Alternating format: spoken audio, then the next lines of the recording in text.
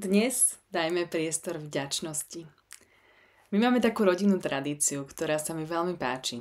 Vždy pri štedrovečernom stole si hovoríme, za čo sme vďační. A ja si vždy v duchu hovorím, že by sme to mali robiť častejšie. Vďačnosť má obrovskú silu a energiu. Preto ťa dnes pozývam zvedomiť si, za čo si vo svojom živote vďačná. Pripomeň si to krásne, čo máš vo svojom živote. Všetku tú hojnosť, ale aj lekcie, ktoré ti život priniesol a vďaka ktorým si sa naučila niečo nové. Napíš si to, aby si toto uvedomenie ešte viac prehlbila a určite si napíš aj, za čo si vďačná sama sebe. A keďže ja som veľmi vďačná za vás a za to, že môžem robiť to, čo milujem, tak som sa rozhodla obdarovať dve z vás online coachingovou konzultáciou zdarma.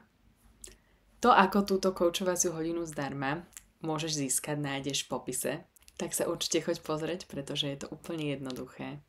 A potom už tebe aj tvojej rodinke prajem krásne, pokojné a pohodové sviatky.